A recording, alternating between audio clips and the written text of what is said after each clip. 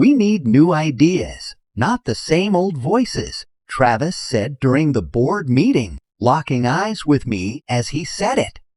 I'm Jake Whitman. I'm 45, and as of 10 minutes ago, I'm no longer the senior project director at Whitman and Sons Construction in Omaha, Nebraska. The company my grandfather founded with 2 trucks and a wheelbarrow. The company my father turned into something real. The company I helped grow into the 3rd largest commercial builder across 3 states. When Travis made his little announcement, I didn't flinch. I leaned back in my seat, gave a polite smile, and nodded. The room went dead silent. Uncle Pete dropped his gaze to his lap. Marty from finance started organizing papers that didn't need organizing. No one would meet my eyes except Travis, still grinning like he was doing me a favor. Bold move, I said finally. Best of luck. Then I stood up, buttoned my jacket, and walked out. No outburst. No scene. They probably thought I'd fight it, shout, argue, remind them who secured the Meridian Tower contract when we were punching above our weight. Or who kept the company afloat in 2008 while our competitors collapsed. Or who personally maintained every relationship with our top 5 clients. But doing that would have given Travis exactly what he wanted, me playing the emotional older brother while he stayed the calm, rational businessman. So I didn't give him the satisfaction. Out in the parking lot, I stood beside my truck and let it sink in. 22 years with this company. Started hauling wood at 23, right out of college with a business degree no one respected, until I used it to triple our revenue. Worked 6-day weeks most of my 30s. Missed vacations, swim meets, my first marriage. All for Whitman and Sons. Then I pulled out my phone and reread the email from Ben Harding at Crestwell Properties. He confirmed they were moving ahead with JW Buildworks, not Whitman and Sons, for their $3.2 million office development. My company. My clients. Travis didn't realize it yet, but today he let go of the only reason our biggest clients stuck around. He'd been too caught up with bankers, investors, and strategy consultants to see the truth. Every major win in the last decade came from the relationships I nurtured. And now, those relationships were coming with me. I climbed into my truck and pulled out of the lot for the last time. Something told me Travis would be calling soon. Growing up, I watched my dad build Whitman and Sons with his bare hands. He'd come home covered in dirt, eyes full of pride, telling us about concrete pours that would outlast us all. Travis and I sat at the table listening to stories, projects won, mistakes made, lessons learned. He always ended the same way. Someday, you boys will run this together. Travis is 4 years younger. Always the smart one on paper. Private schools, top business school at Northwestern, internships at big Chicago firms. I stayed local. State college. Went straight into the business. Dad never said it outright, but we all knew Travis was being groomed for the corner office. I was learning the business from the ground up, and it worked for a while. I managed projects, clients, boots on the ground work. Travis handled numbers, strategy, the big picture. We made a good team, or so I thought. 3 years ago, the cracks started showing. Small things at first. Travis stopped inviting me to board meetings. Just finance stuff, Jake. You'd be bored. He brought in outside consultants without telling me. Hired new project managers who answered to him, not me. Then he started going to client meetings I'd always led, told me they didn't want me involved. But when I checked in with those same clients, they were confused. We asked for you, Jake. Your brother said you were unavailable. By the time Dad announced his retirement last year, I knew where this was heading. The meeting naming Travis CEO was just theater. I sat, nodded, shook hands, played the part. What no one knew was that I'd already started building something new. Not shady, not disloyal, just conversations. I asked our top clients what they'd do if I ever left. Ben Harding had said it plainly over a drink. You're the reason we stick with Whitman. If you go, we go. Same message from Tanner at Riverview, Sophia at Blackston, James at Westfield, Victor at Union Square. Together, they represented more than 60% of our annual revenue. 6 months ago, I filed the paperwork for JW Buildworks. Got a credit line. Found a small office. Started quietly talking to foremen and managers I trusted. I wasn't stealing. I was preparing.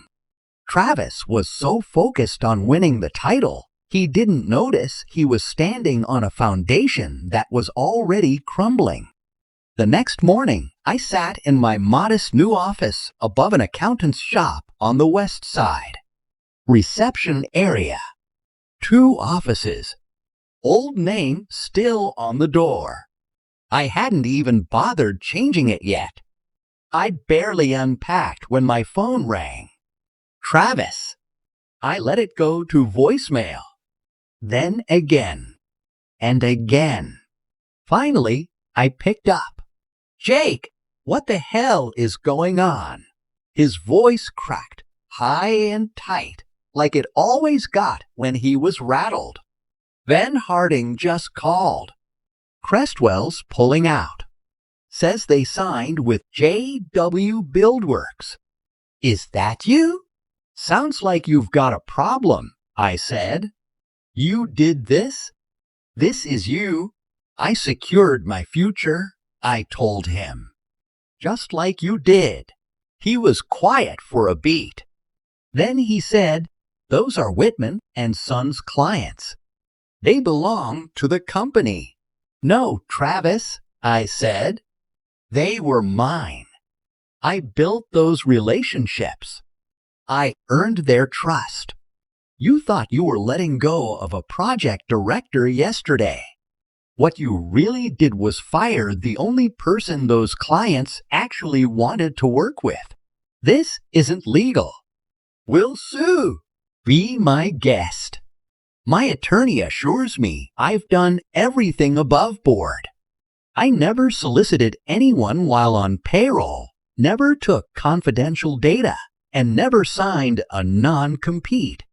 I'm just a builder who decided to build elsewhere. And my clients chose to follow. There was another long pause. I could practically hear the gears turning in his head. Jake, come on. We're brothers. We can fix this. That's when something in me shifted. It wasn't rage. It was colder, more final. We were brothers yesterday too, Travis. That didn't stop you from humiliating me in front of the board. That was business, not personal. I almost laughed. The family name's on the building, Travis. It's all personal. He softened his tone. Look, I messed up. Come back. We'll figure something out. I glanced at the Crestwell blueprints spread across my desk. My project now. No, I said. I'm good right here. You don't understand. It's not just Crestwell. Riverview's out. So is Blackston. They all say the same thing. That made me laugh for real. Oh, I understand perfectly. You're not calling because you want me back. You're calling because you're in trouble. There's a difference. Dad's going to be furious. That one landed, but I pushed past it. He wanted us to run it together. That wasn't my decision to change. Silence stretched out again. Then, more quietly, what do you want? A payout? A board seat? Name it. I don't want anything from you. I've already got what I need. Those clients? They represent over 60% of your annual revenue. And if they leave, the bank's going to come knocking. Like I said, I told him. Sounds like you've got a problem. And I hung up. I sat there for a long while, staring at the phone. The victory felt hollow.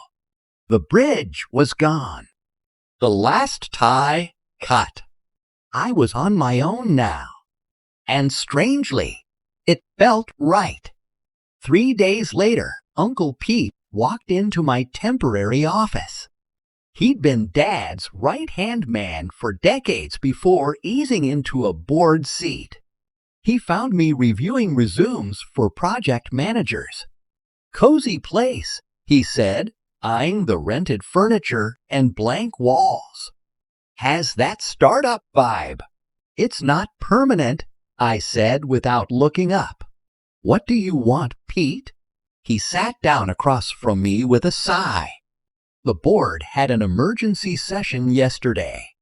Travis told us what happened. What I did, I said. That's an interesting way to spin it. He says you stole our biggest clients. Says you've been plotting this for months.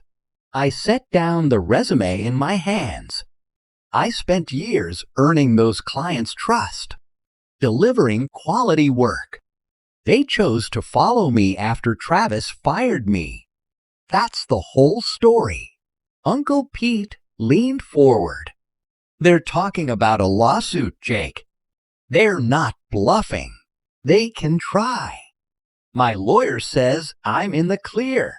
This isn't just about what's legal. It's about what's right. Your father built that company for both of you. That hit harder than I wanted it to. He wanted us to share it. Travis decided otherwise. That's on him. He admits it was a mistake. No, Pete. Forgetting an anniversary is a mistake. What Travis did was deliberate.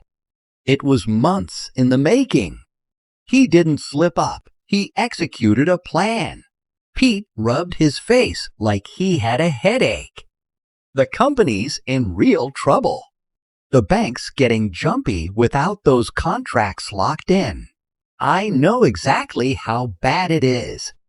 I ran operations for 15 years, remember? Then you know this could sink everything your dad built. Everything you built. That was the first time I felt a sliver of doubt. What are you asking me to do? Come back. Bring the clients back. We can restructure. Make you and Travis co-CEOs. Equal say. I hesitated. For a moment, I imagined it. Then I remembered Travis's smug face as he cut me loose. The pleasure he took in it. No, I said. That won't work. Uncle Pete stood, frustration boiling over. Damn it, Jake. This is your family. Then maybe Travis should have remembered that before he threw me under the bus. Your father's crush. He's talking about coming out of retirement to clean this up. Another gut punch. Dad was 72 with heart issues. He'd been ordered to slow down. Tell Dad to stay home, I said.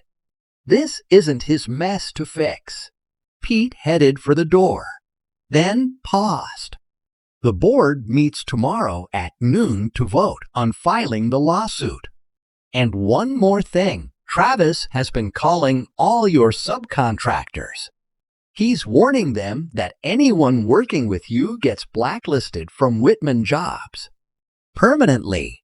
After he left, I sat at my desk, feeling the walls press in. My phone lit up with calls, plumbers, electricians, framers. They were apologetic. They couldn't afford to lose Whitman's business.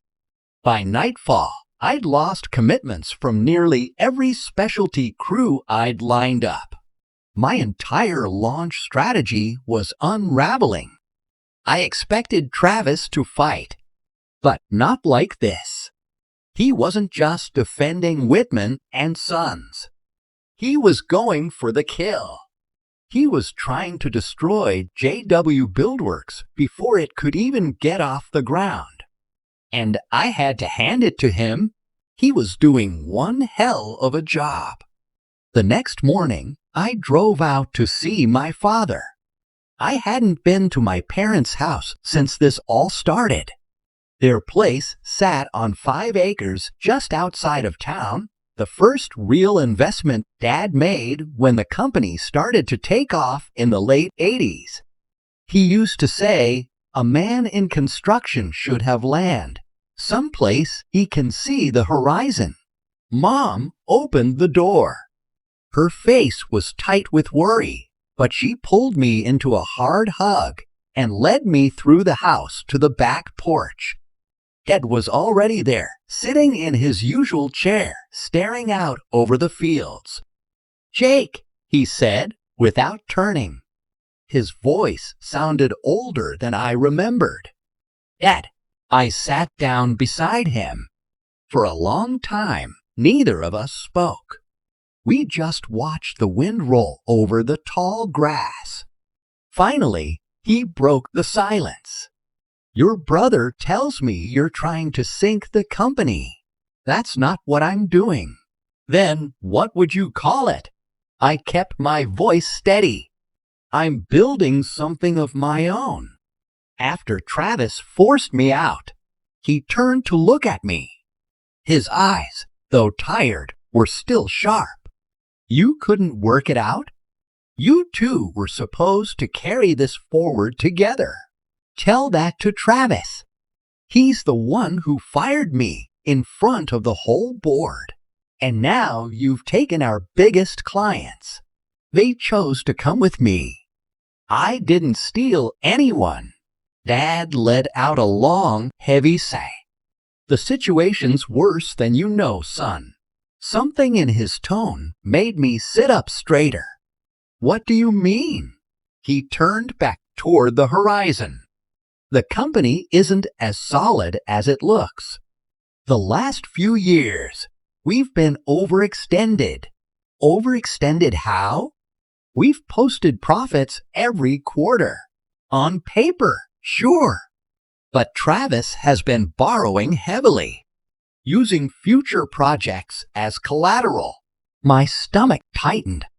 "You mean those 5 big clients I took?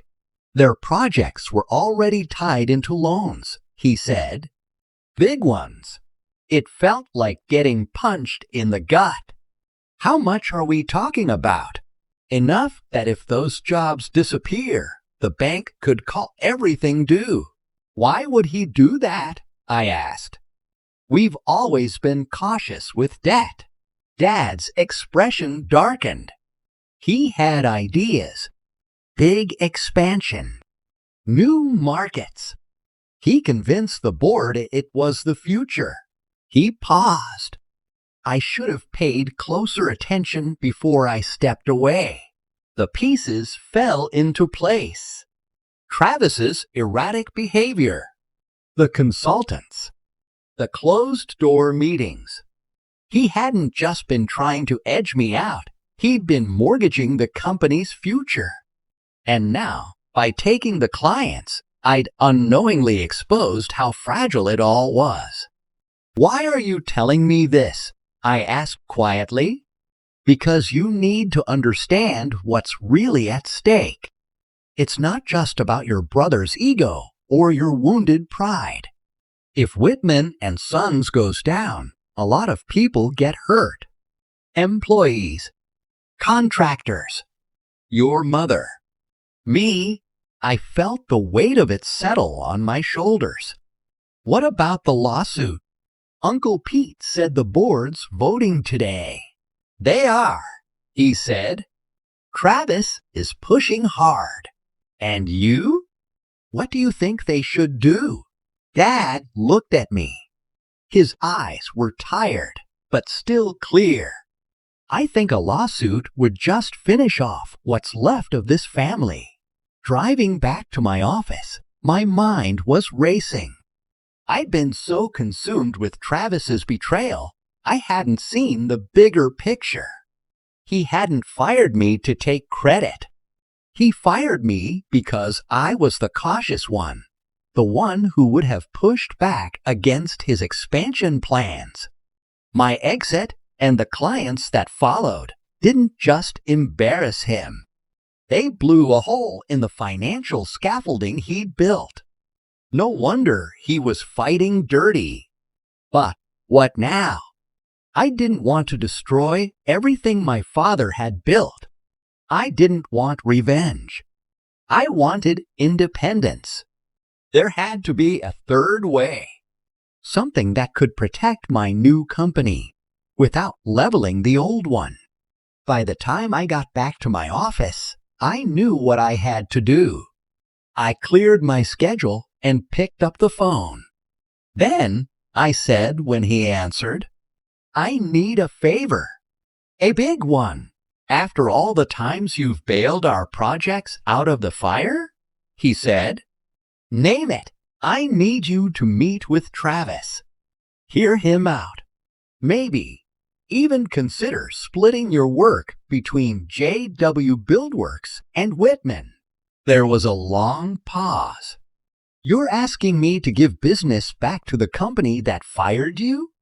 The one threatening to sue you? It's complicated, I said. Family usually is. That's asking a lot, Jake. I know. But I'm asking anyway. After some hesitation, Ben agreed.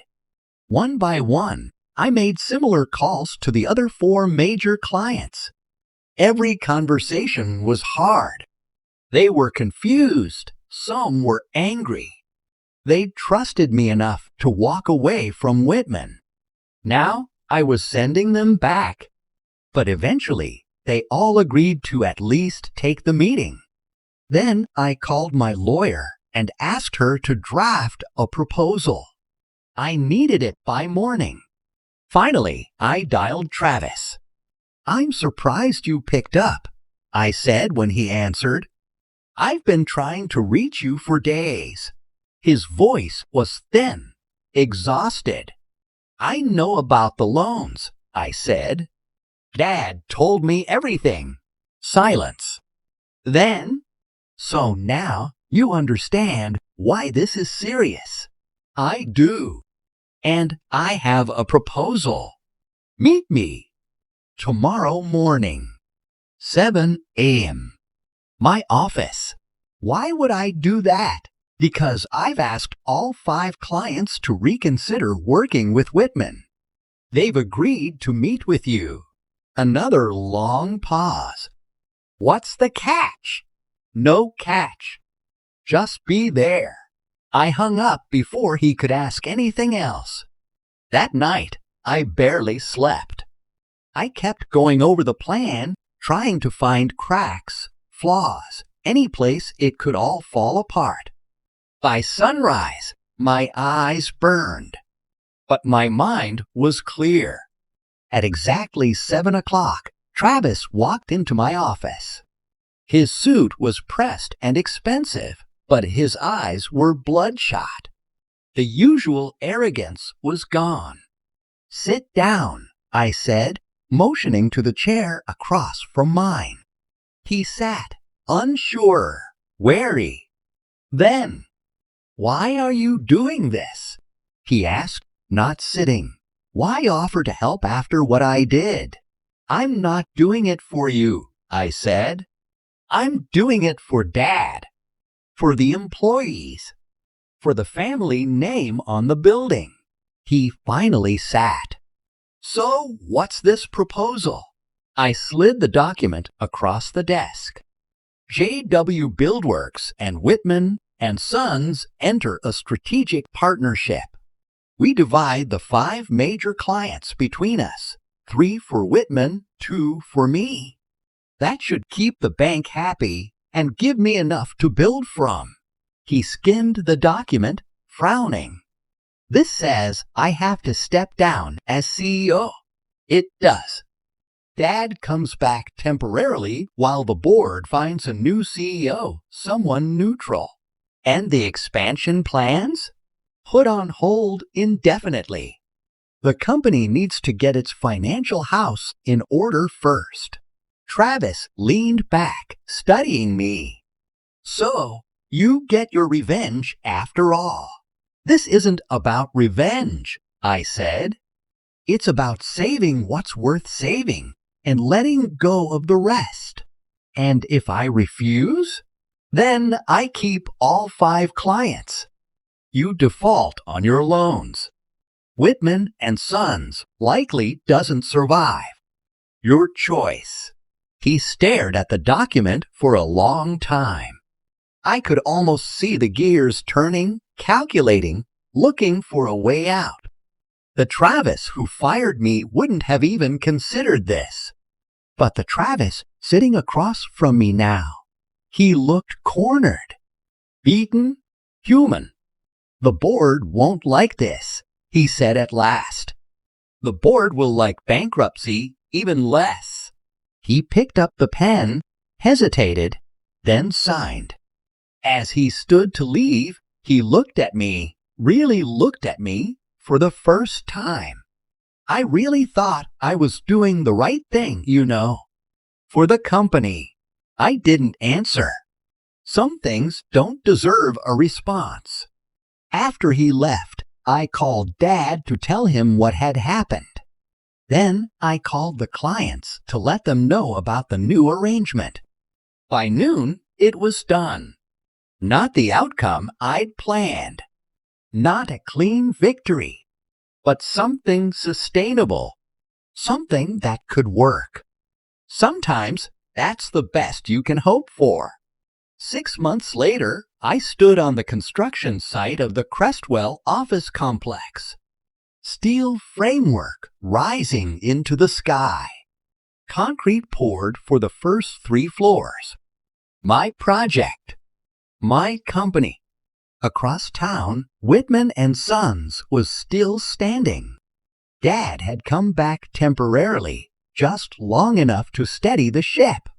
The new CEO, a no-nonsense woman with 3 decades in construction, was slowly rebuilding the company's footing.